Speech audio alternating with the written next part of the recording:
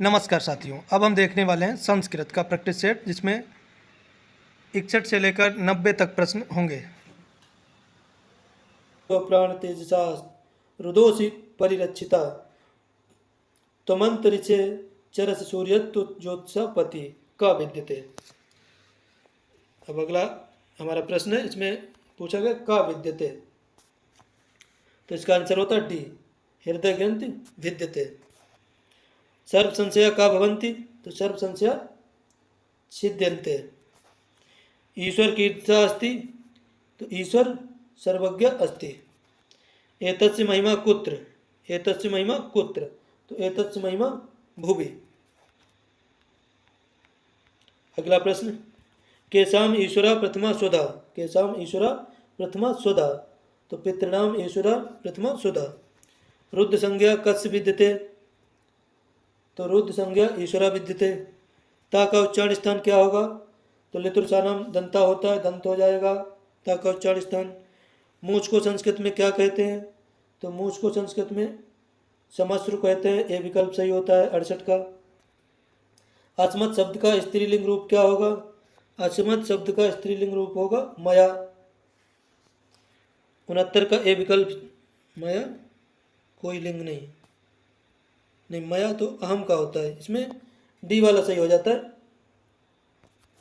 D वाला सही हो जाता है, यहाँ पे कोई भी नहीं ऐसा होगा जो दिया गया है।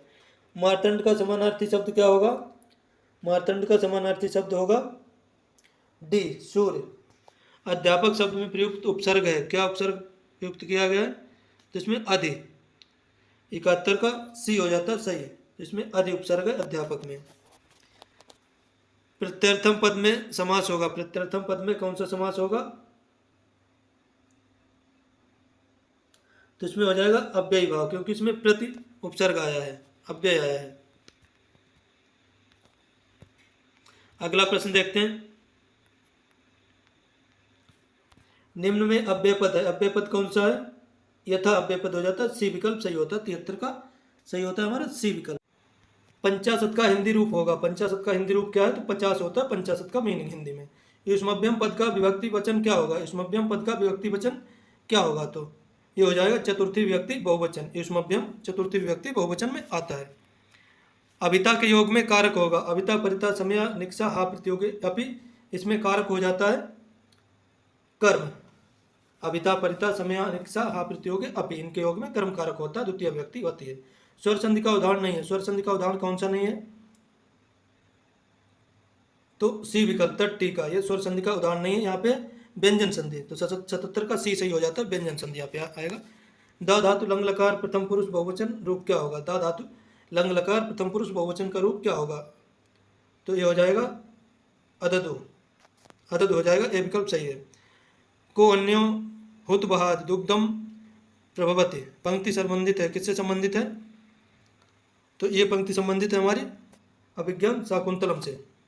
छात्र केंद्रित शिक्षा से अभिप्राय है, छात्र केंद्रित शिक्षा से क्या अभिप्राय है, छात्रों को कक्षा केंद्र में बैठाना, विभिन्न गतिविधियों द्वारा छात्रों को पठन पाठ प्रक्रिया, अध्यापक के निर्देश के अंतर्गत कोई छात्र अन्य छात्र को पढ़ाना, सक्रिय छात्र निश्चित अध्यापक अध्यापिका, तो इसका हमारा 80 का सही विकल्प होता है हमारा बी, विभिन्न गतिविधि द्वारा छात्रों के पठन पाठन की प्रक्रिया छात्र केंद्रित शिक्षा कहलाती है।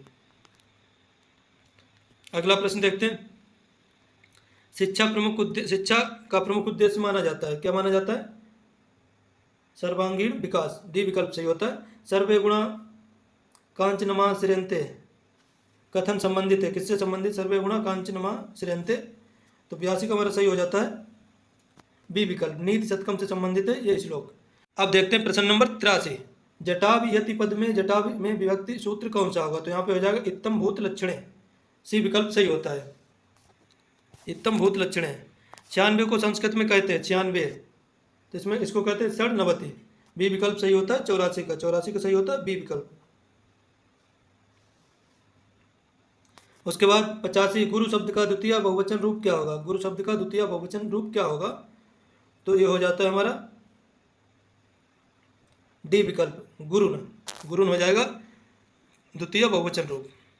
नी धातु विधिलिंग प्रथम पुरुष बहुवचन रूप क्या होगा, नी धातु विधिलिंग प्रथम पुरुष बहुवचन रूप क्या होगा, तो इसका बहुवचन रूप हो जाता है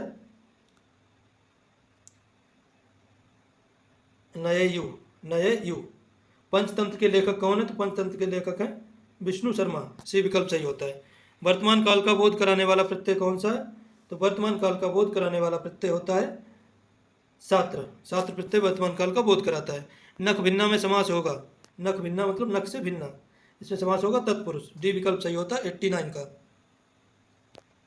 उसके बाद 90वां प्रश्न, संस्कृत भाषा शिक्षण का अंतिम कौशल कौन सा